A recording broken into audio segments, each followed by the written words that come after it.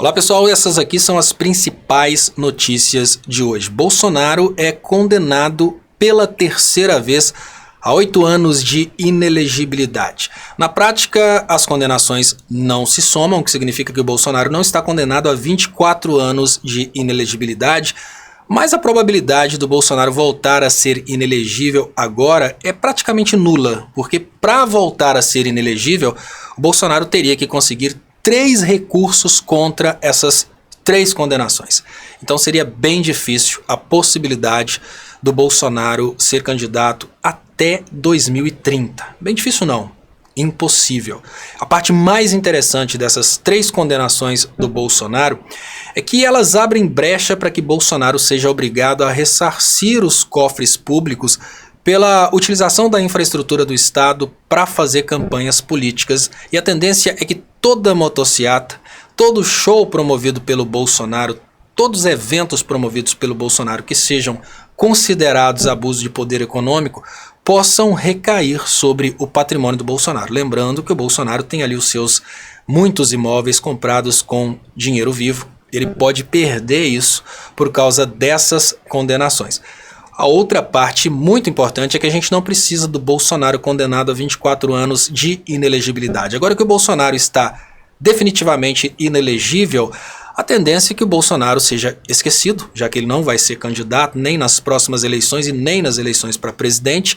A tendência é que o Bolsonaro seja abandonado pelo partido. Uma vez esquecido e abandonado pelo partido, já é possível para o Xandão botar o Bolsonaro por trás das grades. Eu tenho certeza que nós não vamos esquecer do Bolsonaro, e você vai comemorar comigo neste canal o dia da prisão do Bolsonaro. De toda forma, tá aí, Bolsonaro tri-inelegível.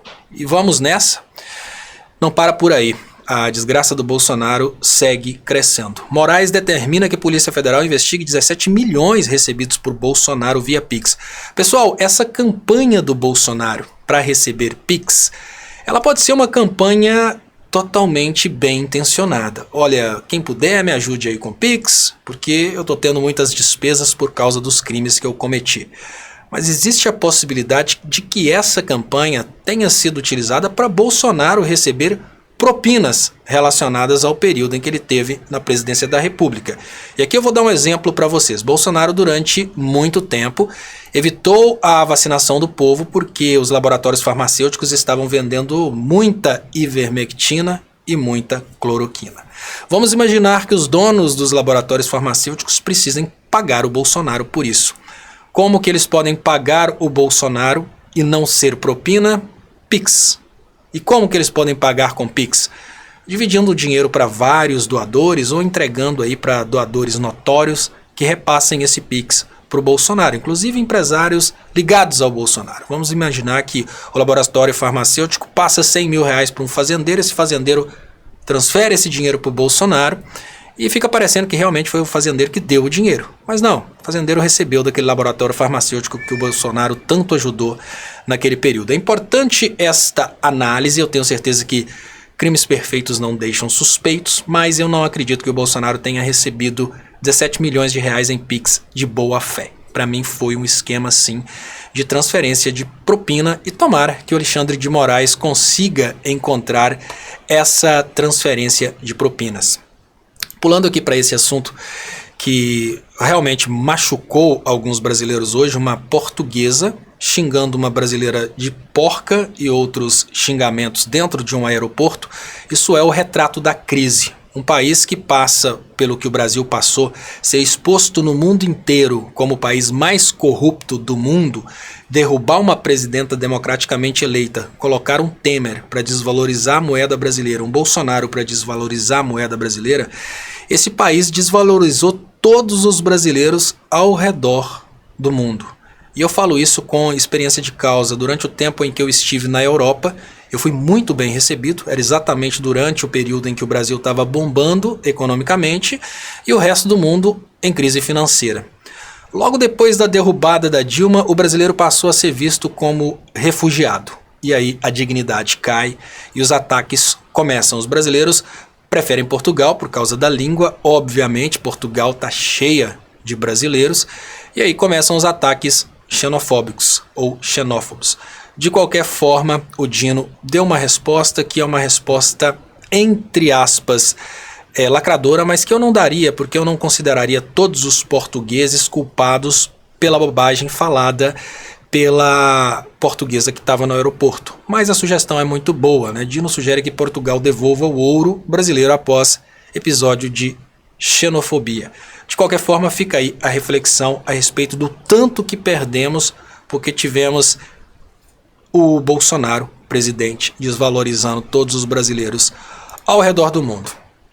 E agora o embate muito interessante nessa altura do campeonato é o embate existente entre os judeus, que são contra a guerra promovida por Israel, o massacre do povo palestino, e os sionistas, que estão ali interessados no território palestino, grandes empresários de Israel, que estão lutando por essa dominação dos territórios palestinos.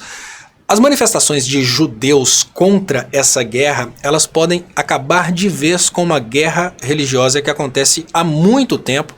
E elas podem, inclusive, desmotivarem a possibilidade de governos utilizarem religião para fazer guerras. Isso porque nos últimos anos a gente tem visto, né?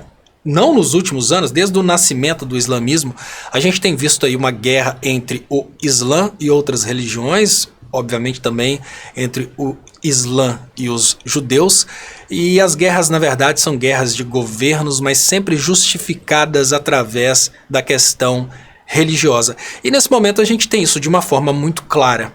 Não é o povo judeu que está lutando contra o povo muçulmano. É o governo de Israel que está massacrando o povo palestino. Não tem nada de religião. E uma prova de que não tem nada de religião é que existem manifestos de judeus ao redor de todo o mundo.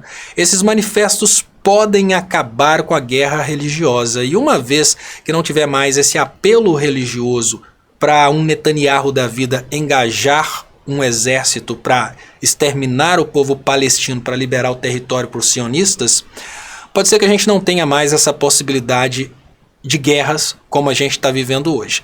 De toda forma, a situação na Palestina continua muito complexa, mas para os brasileiros existe uma luz no fim do túnel. É claro que essa luz que acendeu no fim do túnel, ela não acendeu por acaso. Israel manteve brasileiros presos em Gaza, mantém até hoje, e existem informações de que o embaixador de Israel estaria recebendo bolsonaristas que estariam incentivando Israel a manter esses brasileiros presos em Gaza para desgastar o governo Lula.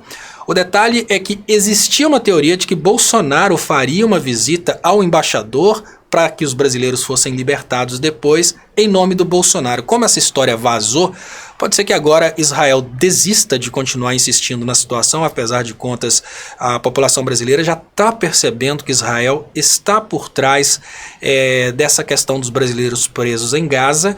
A situação da popularidade de Israel começa a ficar mais desgastada por causa disso, e pode ser que quarta-feira, amanhã, os brasileiros sejam realmente libertos ali desse território em massacre, né? Nem digo em conflito, porque conflito é quando uma parte tem condições de reagir à outra. O que a gente está vendo acontecer é um massacre, onde Israel mata, palestinos morrem. E fala a brasileira, né, tem uma voz de uma pessoa que está lá: cheiramos muito fósforo branco, estão nos matando, diz brasileira retida em Gaza. Os brasileiros estão bem, mas a maioria das crianças estão doentes por causa dos bombardeiros que aconteceram no norte. Cheiramos muito fósforo branco. Lembrando, gente, fósforo branco é proibido, a utilização do fósforo branco em guerras, e Israel tem utilizado todas possibilidades proibidas em uma guerra, o que me leva a crer que aquele comentário do secretário de Israel, de que eles estão pensando na utilização da bomba nuclear, não é um comentário vazio. Até porque Israel tem mirado exatamente na comunidade internacional presente em Gaza. Israel não está tão preocupado em matar palestinos como está preocupado em explodir hospitais, explodir comboios de ambulância.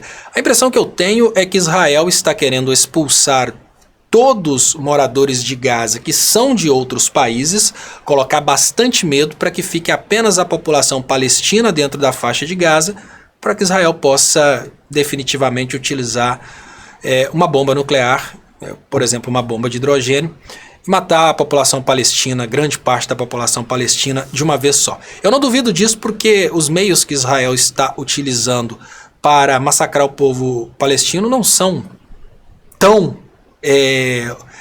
diferentes de bombas nucleares. A diferença de uma bomba nuclear para uma bomba como Israel está utilizando é que uma bomba convencional pode ser lançada num ponto onde estão ali os soldados combatentes. Como Israel está utilizando bombas convencionais para jogar em hospitais, comboios de ambulâncias, matar crianças, a utilização de bombas convencionais por Israel está cumprindo o mesmo papel de uma arma de destruição em massa como uma bomba nuclear. Não tem muita diferença. A diferença é que no lugar de usar várias bombas para matar toda a população da Palestina, toda a população da faixa de Gaza, Israel pode utilizar uma bomba nuclear, por exemplo, e aí causa ali um holocausto, né, dessa população da faixa de Gaza e, enfim, eles tomam essa região. De qualquer forma, gente, esse foi o resumão da live de hoje, as notícias do dia. Eu queria agradecer a todos vocês, queria pedir quem puder ajudar meu trabalho, Pix está aqui, 038 761 09604.